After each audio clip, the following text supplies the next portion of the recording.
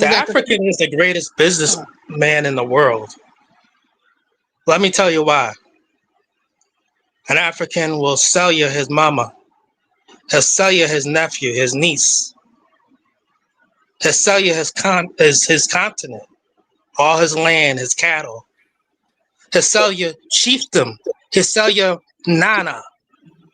He'll sell you his oil, his cobalt, his nickel. He'll sell you his soul. The African is the greatest businessman on earth. Without ethics. You know how stupid. Okay, we're asking why are we? Hold on, I'm gonna just say this. Got that smile from you, Baba. You're dealing with a real FBA, Baba. Hold on. Did you want to? My grandparents are living, and they're older than you, sir. My mother and father, just around your age. My father, he's much older than you. And they're considered elders. Okay, that's so. Let's not. No. I respect. Listen, I'm gonna say this because I want to I'm not gonna go into this. Okay, what I want to say is this. All right, because everybody's been saying what they had to say. Right? Why would we invest in land that the Chinese are up in, Russia's in, white people are in, everybody's taking control of it? Why in the hell aren't we over there? Why are we over here wondering why they're over there? Like, why would we sit it out and let them control it, and we sit over here waiting and letting everybody else come over there and get resources? There's a reason why Russia's over there, China's over there, America's over there, all these other countries are over there. But we're over here complaining about why they enslaved us, so we ain't going over there. Why wouldn't we go over there and get some of the portion of whatever everybody else is over there getting? People are going over there getting resources, and we over here fighting for the nothing that's over here and being enslaved with it. But we could go over there and do the same thing they're doing. Why do we feel like we are lesser than Russia, China? If America has a $1 trillion buying power, our people have $1 trillion buying. We have the most buying power, and it's equivalent to a country. Why wouldn't we go over there as almost like a country and do the same thing? Russia, China, Europe, Britain. Listen, Britain is the size of a fucking, not even a state in America. Why is it that when Britain can do it, we're over here so afraid of the fact that everybody else Europeans are doing it, but we want to sit over here and talk about how they're doing it, but we want to say, we shouldn't go because. No, that's crazy. No, I said do it, but don't think the African is your brother. We have the equivalent buying power of a major country. Why wouldn't we go over there and take advantage of the situation that's going on, just like everybody else is? I'm sorry to sound like this, but that's what I'm saying. Okay, DJ Genesis. Actually, that's what I'm saying. Well, hold on, please let me say this, DJ Genesis, and I wish you were still on the panel. Actually, I'm saying go to Africa, get their resources, get their land, but you a fool if you think the African is your brother. Go over there, just like all them other foreign nations that you just named. Go over there and take what you could get, just like they took what they could get. That's what I'm saying. No, listen. Why would we do it when they're asking us to come over there and help them? Why they're not asking China? No, they're asking us to come with a bag. They're asking us to come with a bag. Let's be real. They're asking the same thing of Russia and China, everybody else. Exactly. So we're not their brothers then. So that means we're not their brothers. It doesn't even matter whether we're their brothers. They saying come with a bag. Listen. Do you think that the African leaders are up there fighting with China and Russia because of whatever they're doing? No, they're business. They're doing business, and all he's talking about is going over there and doing business. And he's saying that they are welcoming. They want our business. They want us to come over there. Yes, so we know they want our money. Sit it out. Hold on. While we sit it out and let all these other countries capitalize off of the situation, and we're over here can barely pay our fucking rent and going down with a ship. Not gonna fucking. What are we talking about here? No, you're not listening. What I said was go get the resources, go get their land, but don't think that they're your brother. Those Africans are not your brothers. They look at you as a money sign. Even if they are or not, that's not the point. The point is, you know what? Even if they are the brother or not the brother, okay, that's not the conversation that we're having. We're not having a conversation. Is Africa our brother? We're having. Actually, that's what me and the elder were just talking about. No, okay, we're not having that. That is not. Listen, the title of this thing is would FBI survive a civil war? And here is why we wouldn't. Right? We survived the first And one within though. this conversation, please, child, we are not in the same I know, but situation child, we as won we the won first one, during child. with the first one. Just say you So, scared of the white man. so Just cut say it you out. scared of the white So man. what I'm saying is that if Spooky. we're not in the same situation as we was before. Spooky. Just say you scared of the white man. That is God not damn it. spooky. That's not what. Just say you scared of the white man. Just run away. Fuck it. Spooky. You guys sound like a bunch of idiots. Yeah, just run away. Fuck it, man. Just You know what? Listen, I'm gonna say this, okay? Our children. Now I'm dropping y'all down because you guys are being childish. Whoever these two people are being very childish, and you can tell that you guys are young, and that's why, of course, he is an elder. Because anyone that's talking like that and like bouncing this spooky and you're afraid of the white man, no, we are talking about like what we should do about in America, the situation that's happening here, and opportunities over there that everybody else is taking advantage of, but us, right? Because we're so busy over here and worried about what's over here. We'd rather sit on fucking YouTube and talk about how the black woman ain't doing shit and complaining about welfare and how y'all black women ain't doing nothing, rather than going over and going to another continent that everybody else is going and taking advantage of the situation and getting up out of the situation that we're in. You can't own no land here and not get it fucked off. You can't be like, oh, let's everybody come together and get some land and not have the government fuck that shit off. And it's been time after time this shit has happened to our community. It's not that we're afraid of the white man. The white man has shown us several times that, listen, you're not fixing to build nothing here in our country. And whatever the fuck this is over here. So if they are asking us to come here, over there, and do some shit, I welcome it. So I don't stand for no stupid ass shit on my panel about some dumb people talking a bunch of bullshit. Y'all want to kiss Trump's ass? Go suck it while you're at it. Don't come over here talking that stupid shit about the fucking people that sold us into slavery when the people over here put us into slavery. You know how they sold us into slavery. They put us over here into slavery, and they continue to rape us. And you want to talk about what they did? Had no connection to what was happening over here. Once we came over here, if you don't get the fuck up out of here with that bullshit, man, shut the fuck up with that. Why are you gonna be cool with people that had put us into slavery? Well, guess what? The ancestors of those people, the descendants of those people, is now in some level of trying to control whatever they got going on, putting together a situation, and they said, "Come on, you guys, and let's build." Asking us to come over there, and we want to sit there and make them enemies because I think that these people are fucking CIA. They're fucking agent provocateurs. They don't want black people to do anything beyond being slaves. So you stay your motherfucking ass over here and continue to be a slave. Anyone that's interested in the real information on what to do to actually get out of slavery and possibly be able to work. And I'm not saying that we have to like give up our citizenship over here. I'm saying, hey, there's an opportunity over there as well. But the bottom line is niggas want a civil war. One guy gets shot in the head, and the first thing they want to do is start talking about killing niggas. And y'all worried about some shit that happened in fucking 18 or 17, 20, when the or 15, whatever, whenever that whole shit happened with the, well, if they brought us over here, y'all went all the way back, took a fucking time machine back in the before slavery and said, well, they was the one who sent us over here. Why would you be cool with them? They're not the ones that did it. This is a new whole generation. How many generations have gone and this new generation is doing something and you want to hold on to some old shit? I'm gonna calm down, Baba. Yes. I'm a calm down. Oh no, you're okay. You're okay. You have to understand, Monica, that our children are confused.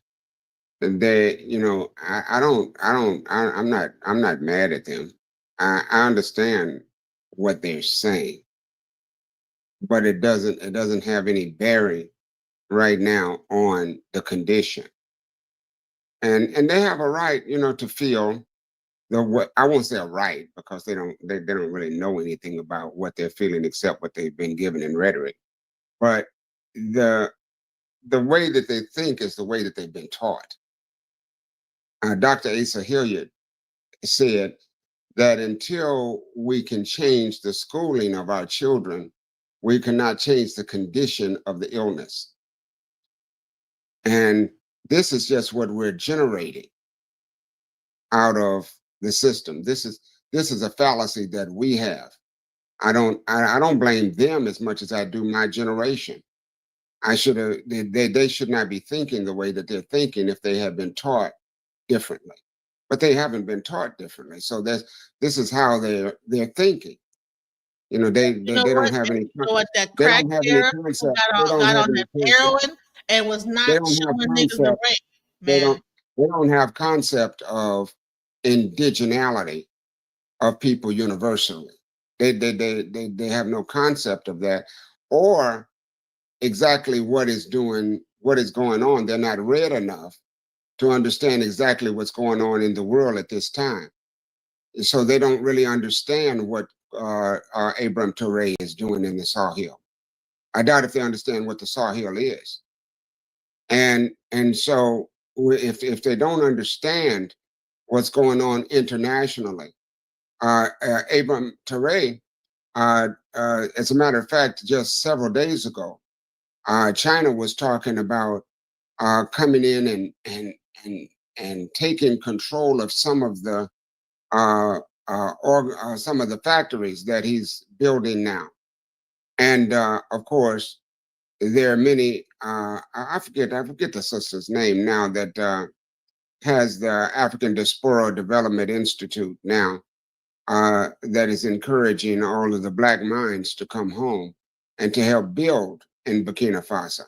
You know, Burkina Faso is the fourth largest gold extractor in the world, and they've just recently locked up. They had four major European refinery presidents, CEOs, that were just stealing their gold. Abraham Touré tried them all there in Africa, and now all of them are either in prison for 30 to 40 years, and some of them are in prison for life in Burkina Faso. He said, if you listen to Abraham Touré's message to Black America, he said, there has been some things that have been orchestrated by the European that has brought about disunity for us as a people, which has happened as late as the Berlin Conference. But now it's a time for us to come together and build together and grow together. For the United States, in the United States, the Black man or woman owns virtually nothing, has virtually no land, so to speak of. And we're not talking about fighting a war only. It's impossible for them to even fight a Cold War economically when you own nothing. Claude Anderson, you might want to reference Claude. Claude said, you know, all that was given away in the 1800s and the 1870s, the 1880s to all white immigrants. So for our children to think, and I've ran across quite a few of them here. They think that, well, we can fight a battle with a few little pop guns that we have, and we can be victorious. That they're setting themselves up for total slaughter. Half these people don't even know what the Bureau of Land Management is, and even to get the land that's owed to them. This total slaughter that we're talking about is going to come within the next 6 months from now. And now isn't the time to be debating on the black slave trade. Now is the time to be coming together to listen to what Africa is saying to Black Americans here in the United States in terms of collectivity, because the European surely isn't your friend and has never been your friend, although you fought in all of his wars. but still have never gotten any semblance of parity in the United States. So it's time to really view things from a different perspective. You know, and I'm not trying to disrespect anybody or be rude or disrespectful to any young people. All I'm saying is that to sit here and in a sense of delusion, thinking that the United States economy is going to last is insane. When in actuality, they're writing the epitaph for the United States right now. They're chiseling the epitaph. The United States empire is over. And those people who are unknowledgeable, who don't understand, will go down with that ship. That's all. Yeah, and I just think it's crazy that, you know, it's like a weird, like I said, it's a psychological operation. When you get into this whole like social media and how this whole FBA movement has done a number on the young people, because Tariq Nasheed was not talking like this 5 years ago, not even 3 years ago. So I don't know where this whole ideology came from.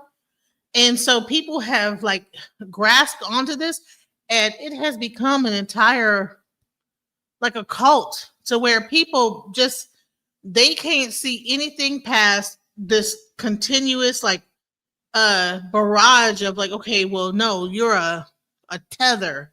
They come up with a word called a tether. Anyone that's, and so that they have this whole. I think it's really interesting that a whole African American guy or whatever FB guy is going to make people divisive against, but then there's no solutions about. So all we're doing is talking about how to be divisive, but we're not talking about how to come together.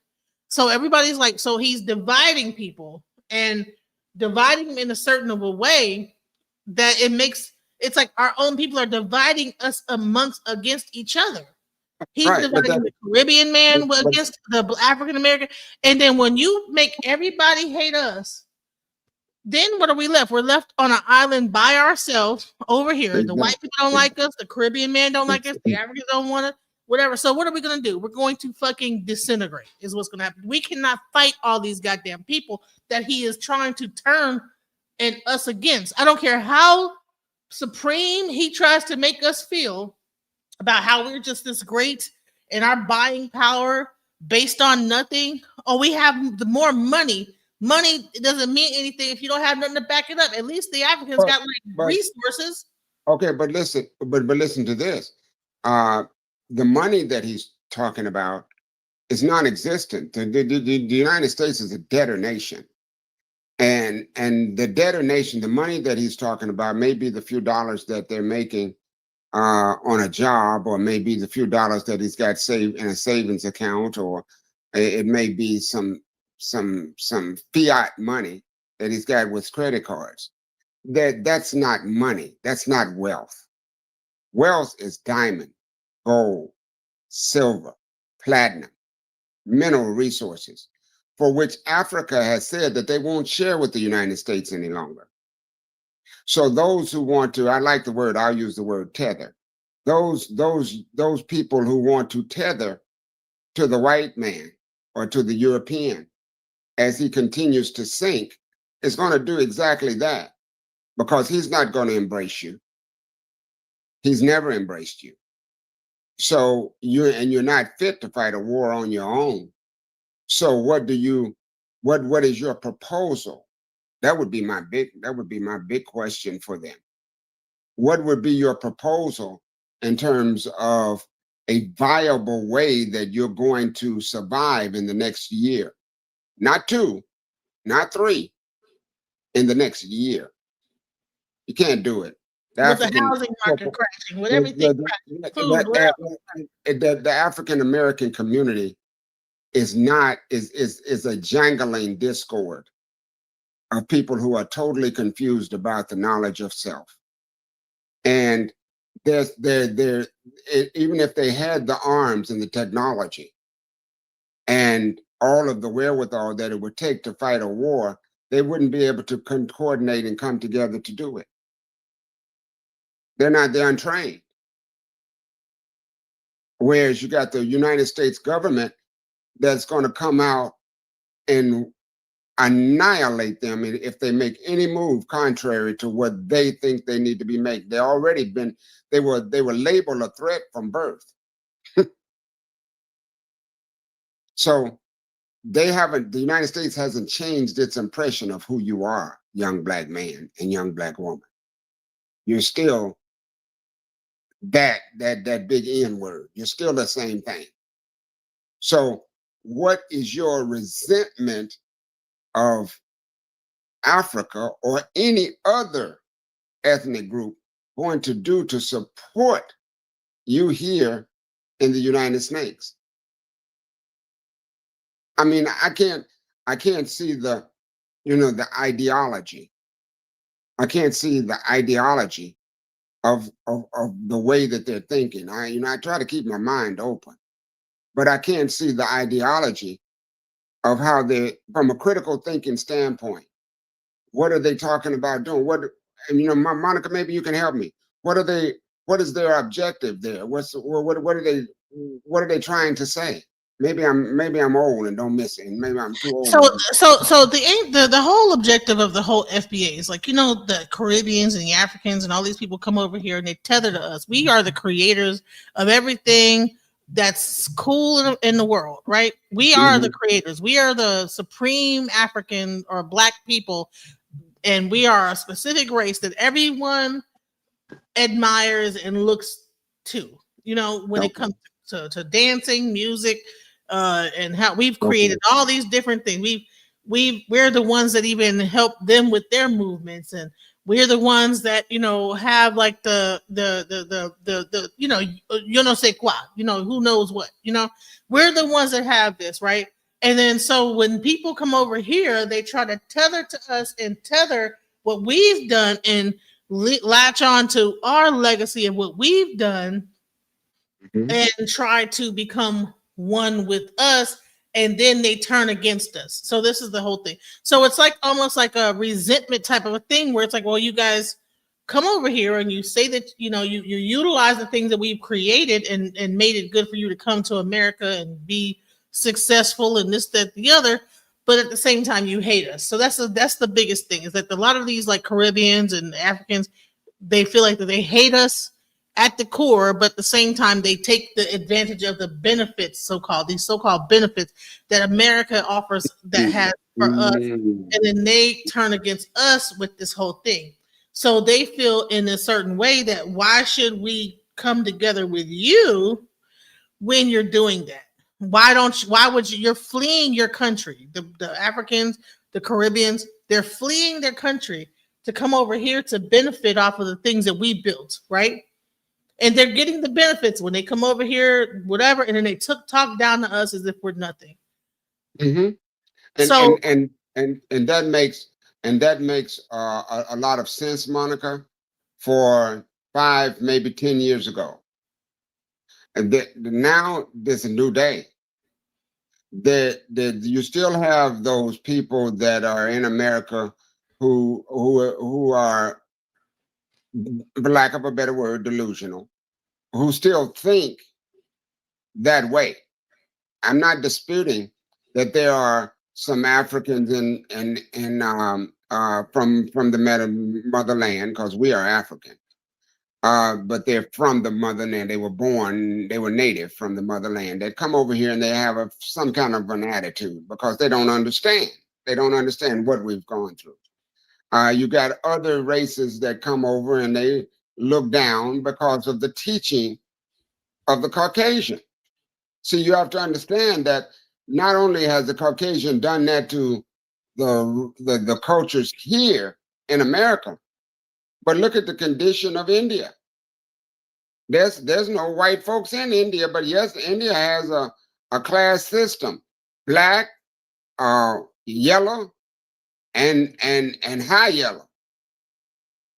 And India is virtually all black people, but they still have a caste system that was formulated and indoctrinated by the Caucasian. And they sure as hell will come over here and look down on some black people. Yeah, exactly. So what I am saying now is, though, India itself is part of BRICS. China itself is part of BRICS. Russia is part of BRICS. Korea is part of BRICS. This is a multinational effort. And they're the bottom line is they're not anti-cultural. They're not talking about, well, somebody sold us into slavery. They have issues among themselves. All of them have issues among themselves on things that have happened in the past. But they are dropping all of the vendettas that they have, and they're forming together an alliance against the West. Do you understand that? And here we are, a small group of disjointed so-called Black Americans that are sitting back talking about that Africa ain't none of my brother. I'm not going to tell you the type of mentality that I think that is, but it is short-sighted. Let me put it nicely. It's short-sighted from the standpoint of I am clear on what the African countries are saying to those brothers and sisters who want to come home and who want to invest. See, I've been home. See, a lot of folks haven't gone to Africa, and they talk about it because I have too. I've been to Africa. Yeah, so they haven't been there. But if you've been there, I've never been treated a day in my life in America how I was treated for a month for the 3 years that I went to Africa. So 3 separate occasions. I've never been treated as a Black man in the United States as I was there. They had to come find me to get me to get me on the plane. I should have stayed. I went over there with Red Bull Music Academy. I was like, man, if I had some more money, I would have never left. If I had the right money in my pocket, we wouldn't be having this conversation today. Thank you. Because that is our home. And yes, we had family disputes, just like the European has had family disputes. There's been, every culture in the world has had family disputes, but they do not they do not fundamentally turn against their family in overall because of a dispute that they had with Charlie. Back 18 million years ago. And let me say this too. Didn't the Europeans send the people over? Didn't the Europeans kick the people out to America, the white people that are now settlers in America? Didn't they kick the Puritans out? Wasn't they?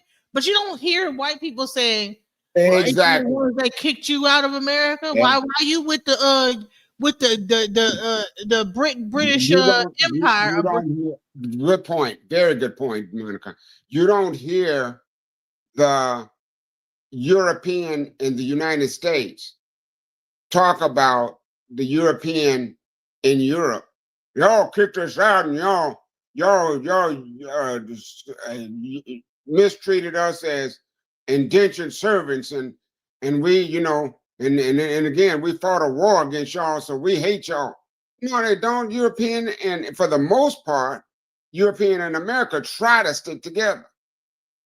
Although they're having a hard time with it now because the whole world is isolating America now. And since the whole world is isolating America, Europe is trying to say, hey, look, we're sorry. What did we ever do? We're willing to look at reparation. We want to try to get our stuff together because they know that America cannot exist. And these folks talking about they want our money. They ain't nothing Africa wants from America. Ain't nothing Africa needs from America. They got all of the gold, diamond, silver, and everything, and they're taking control of it now. They're in the process. The brother had some validity to his point about the Africa had been controlled. by other races. But now, but culture, not race, cultures. But now that's strictly not the truth. South Africa has kicked out the descendants of apartheid, and America, Trump took them in. I said South Africa has expelled them from South Africa, kicked them out of South Africa, took their land and kicked them out. You're seeing you're seeing that same thing all around Africa. And there's a big push, young man, young woman, for our young people to come home and get out of the bowels of American discrimination and degradation to be respected. If they can't see that, then unfortunately, they'll end up going down with the ship of America. And I want to say this. He said, well, you know, there's no there's not going to be no African-American police chiefs in Africa.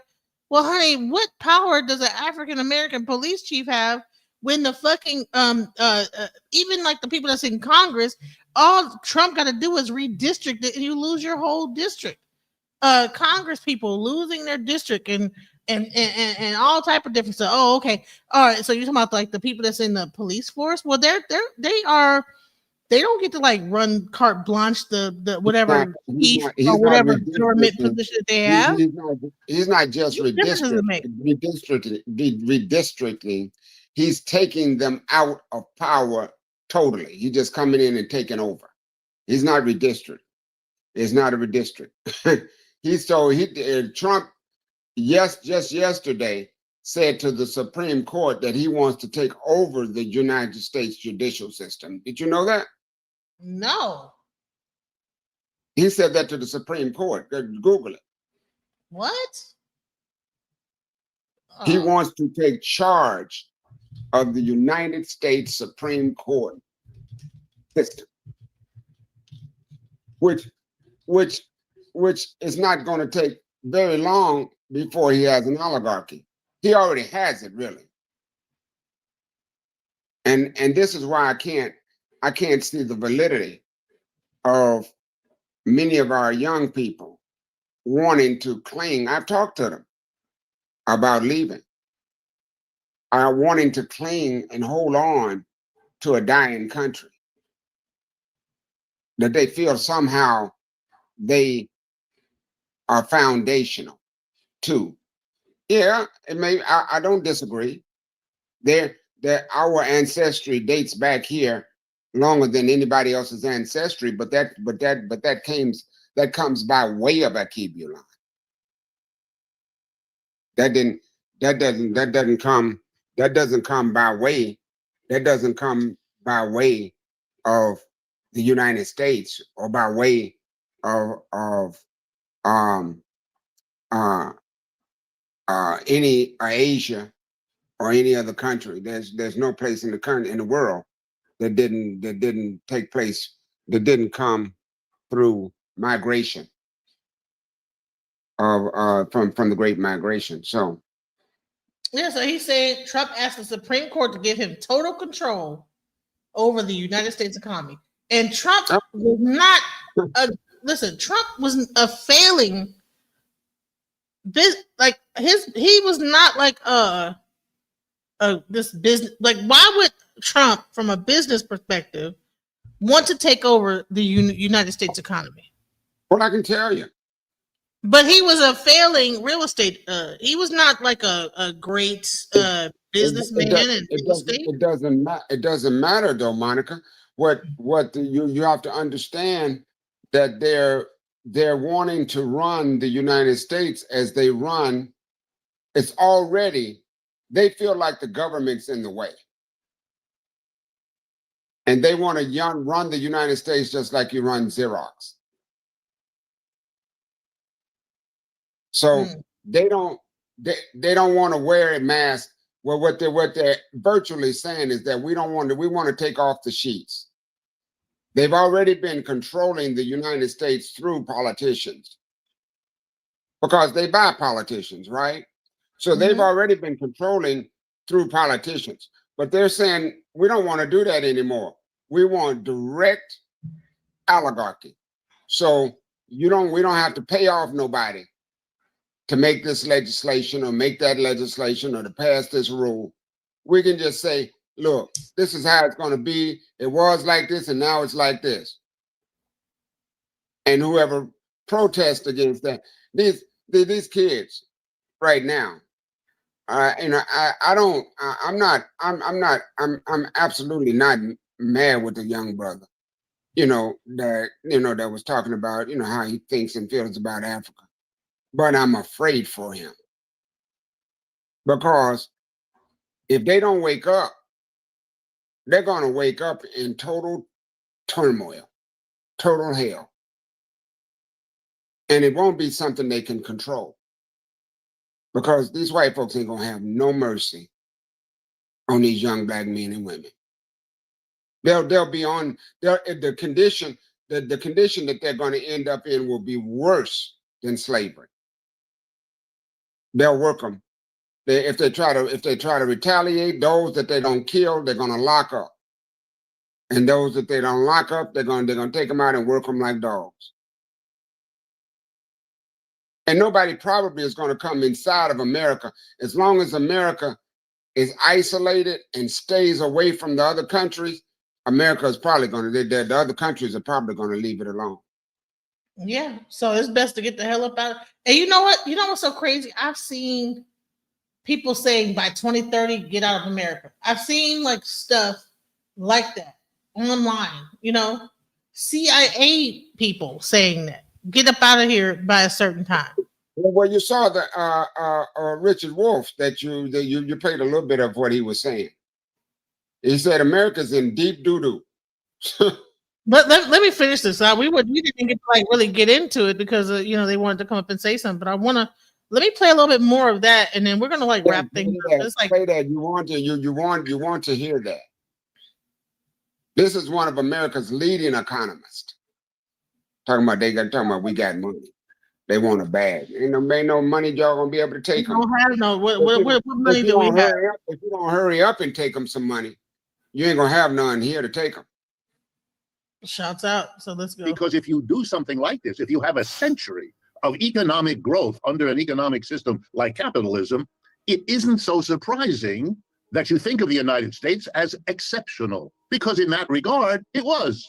If you're religious, perhaps you think God likes Americans better than he or she likes other people. If you're not religious, you will attribute it to who knows what. Entrepreneurship, my professors used to like to say, whatever in the world that's supposed to be. But it was exceptional. And Americans, whatever their other orientations, took on the notion that we live in an exceptional place. And they then really ran with that ball and began to imagine that this exceptionality was somehow inherent.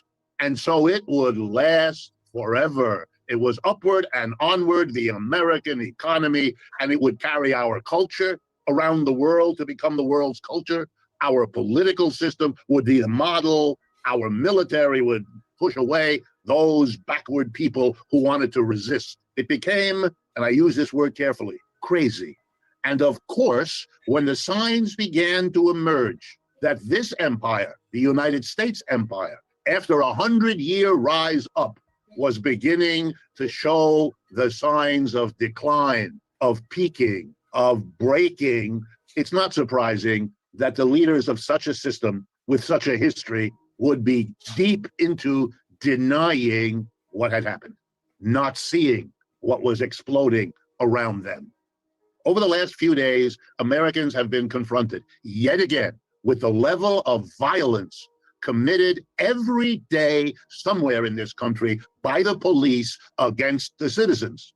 And again, there are people who want to blame it on this or that particular policeman or woman who will not see that this is a social phenomena. It has been going on for a long time, and it is getting worse. It's the same issue. It's the same denial. Okay, what exactly is being denied? Let's begin, and I apologize, I'm going to begin with economics, but that is what I know best, and that is what I have studied all my life. And so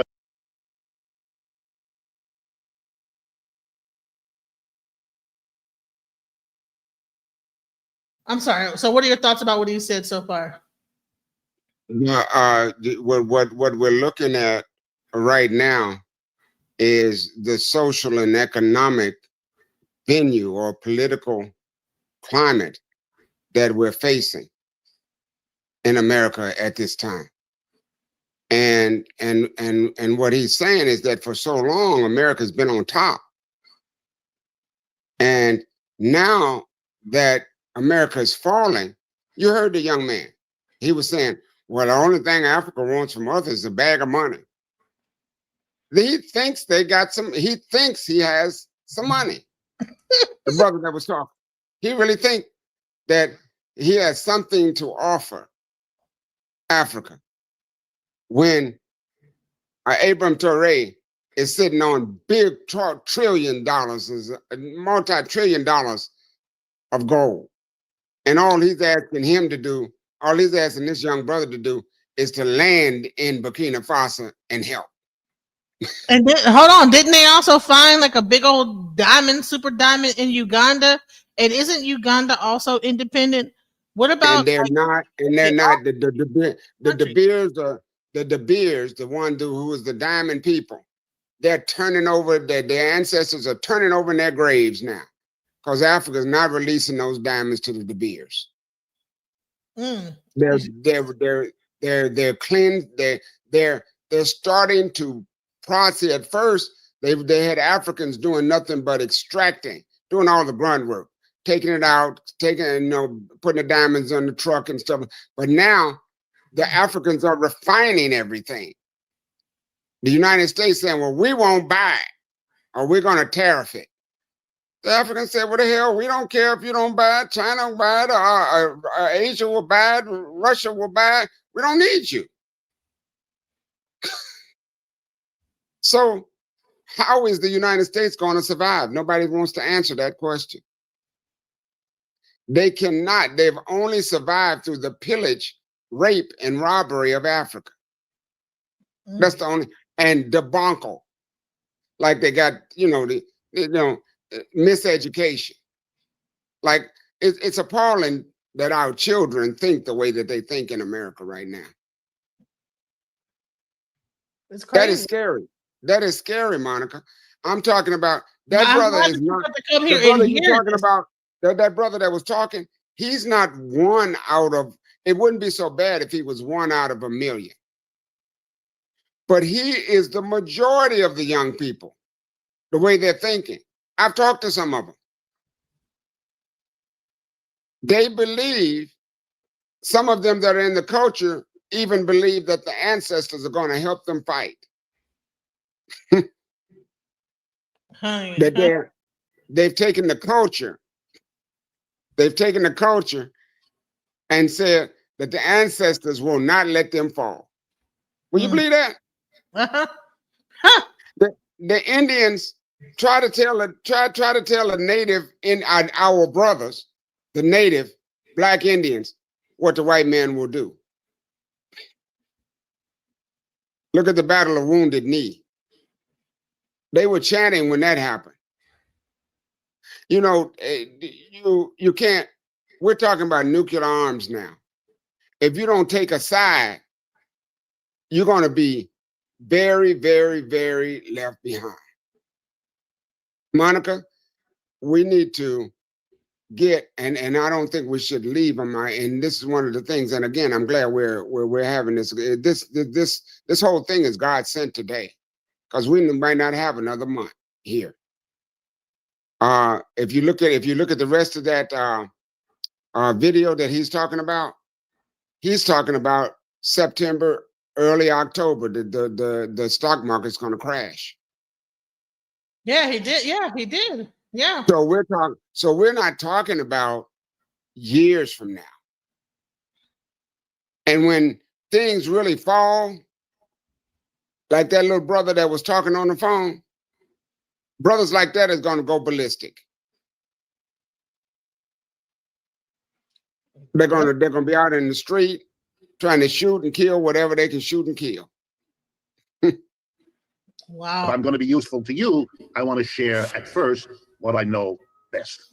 Over the last 40 years, roughly 1980 to now, we have seen, and all economists of all political persuasions understand this and see it. We all use basically the same numbers, and with a few exceptions, of course, always we come to the same conclusion. Over the last 40 years, there has been a radical redistribution of wealth from the bottom and the middle to the top.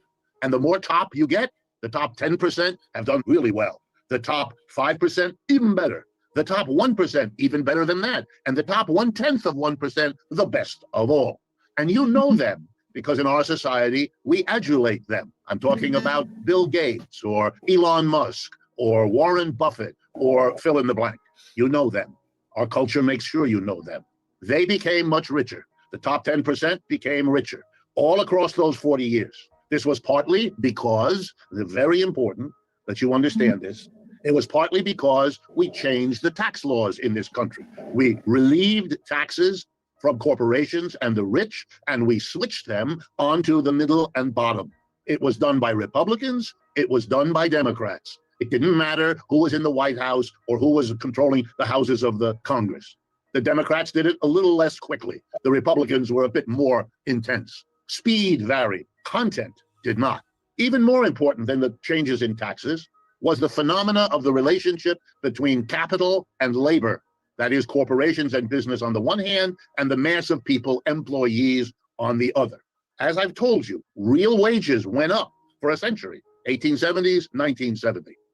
Why 1970 do I pick that? Now I can tell you, because that's when real wages in America stopped rising. Absolutely epoch-making change.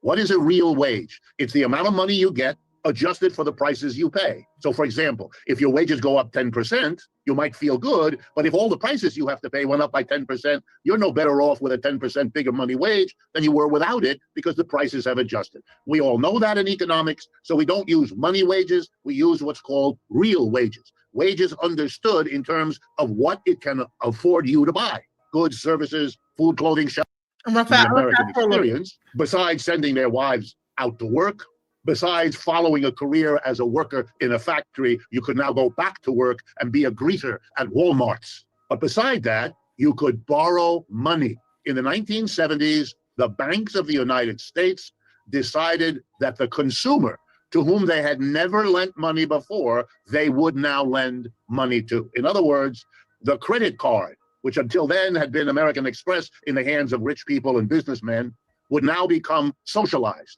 Everybody's wallet would be crammed full of plastic cards for weeks at a time, every hour of the day. Any savings accumulated by a German family, and they were very frugal, were wiped out. 6 generations saving money, had enough money put away to buy a quarter pound of butter. They were done. This is what's getting ready to happen. 5 years in the after United that, in States. 1929. Monica, Uh-huh. this is what's getting ready to listen to this part. This is what's getting ready to happen in the United States in months from now. All right, let's go.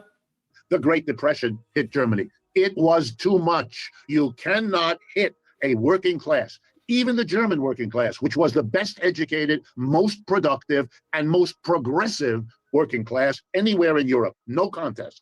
Even that, it was too much.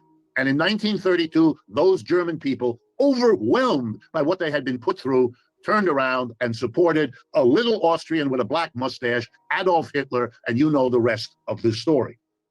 We're just living out, here we go, the same sad scenario. Denial, not explaining to people the foundation of what they're assuming, not talking honestly about its disappearance, the cracks, what it means when your empire has that fun ride up begin to be replaced by the much less fun ride down. We're in very deep trouble.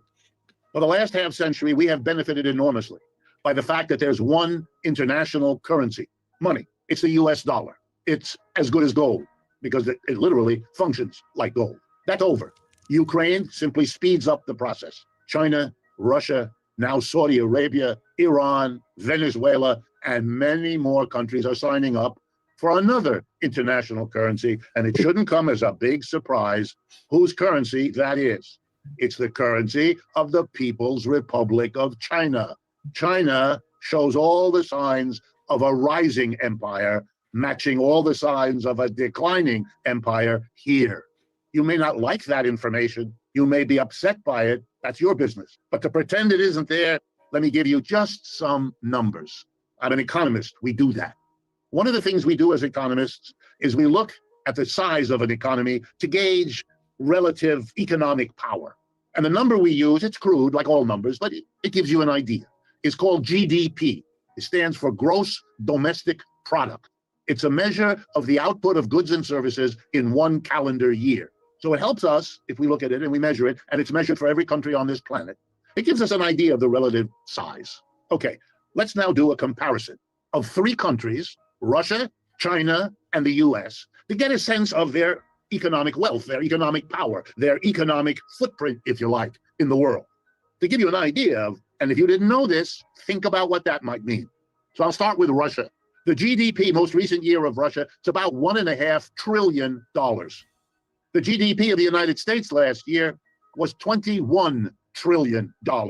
Do you understand? Russia has never been, and is not now, anything like a serious economic competitor of the United States. It never was. It never came close. It may have had some nuclear weapons to worry about. It may have had political influence, but like an economic unit, only people systematically denied the simple statistic I just gave you could believe that. Russia has $1.5 trillion GDP. The United States alone, 21. You know who has a bigger economic footprint than Russia? Italy. The United States is allied with Britain, France, Germany, Italy, and many other countries against Russia. If you put them all together, it's like 30, maybe $35 trillion against Russia with 1.5. What are you talking about? A war? This is a war between David and Goliath, and you're not going to be happy like who is playing which role. Think about it. Now China. What's the GDP of China? Ready? $17.5 trillion. That's a competitor, not Russia. China. That's the empire emerging, not Russia, China. And why? Easy to explain. Over the last 25 or 30 years, annual growth of GDP, how fast is the economy growing? Here in the United States, 2%, maybe slightly more, 2.3%, somewhere in there. Let's be generous, 2 to 3%. US, average annual growth. China, average annual growth, 6 to 9%. Wow. End of conversation. That's why China went from being one of the poorest countries in the world to being the competitor of the United States, one of the richest. You know what it's like? It's a story a little like the colony in North America being a place for furs and then becoming the new empire, so that the roles between Great Britain and its colony were reversed.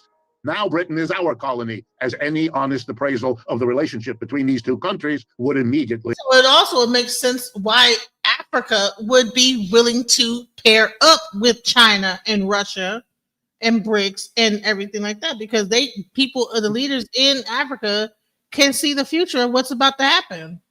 I'm gonna, Monica, I'm gonna join with you, and we're going to put together a program for our people who are here. See, I don't relish the concept.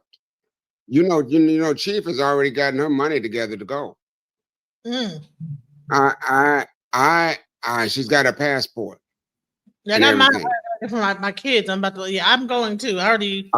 She's trying to get Noah. She's trying to get Noah's passport. We consulted on Noah, and you know what Ifa said about Noah going to Africa. When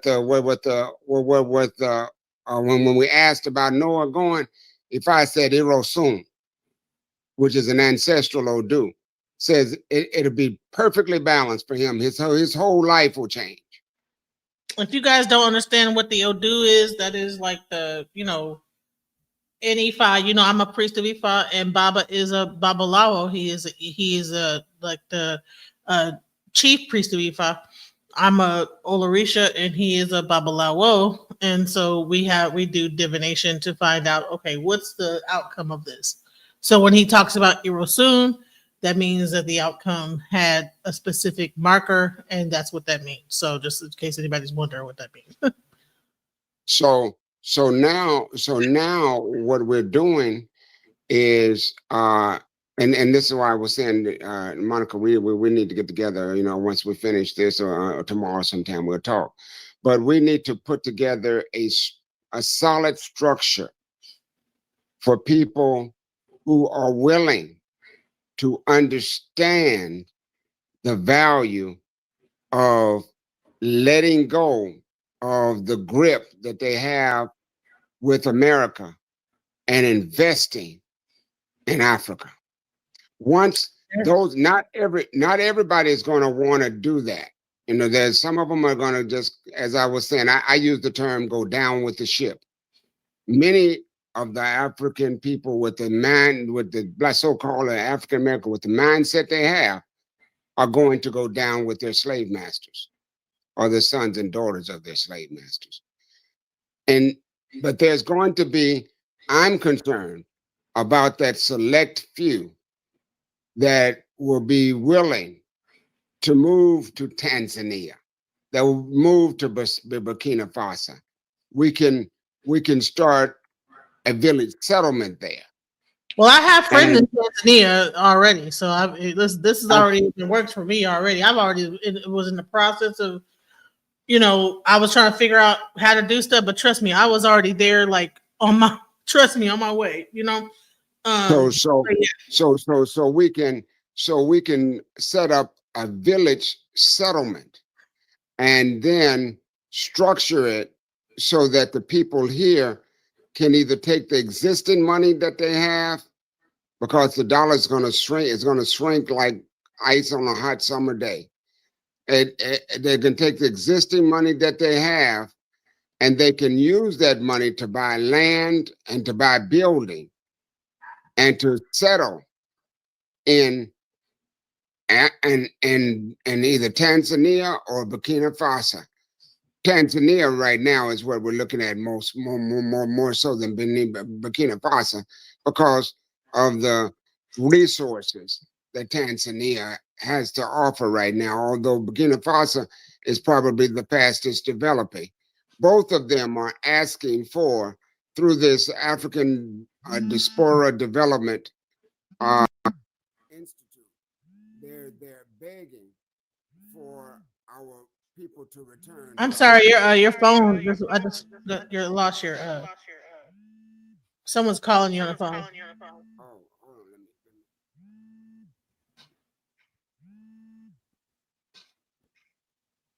on, While he's doing that, I'm gonna play the rest of it. A long time they denied, because to see the rise of China is to take a step in a direction that might make you confront what's happening to you, and that's a taboo. Finally, the United States figures it out. And what does it do? As if it learned nothing from its history, it tries warfare. It tries to slow down, to stop, maybe even to reverse history, just like Britain did. Mr. Trump declared a trade war against China. You remember? He applied sanctions. He applied tariffs. He did everything he could to stop, to reverse it. None of it worked. It was one big, fat failure. Now we are in a war, we, the US and its allies, with the most important ally China had, Russia. That's what's going on in Ukraine.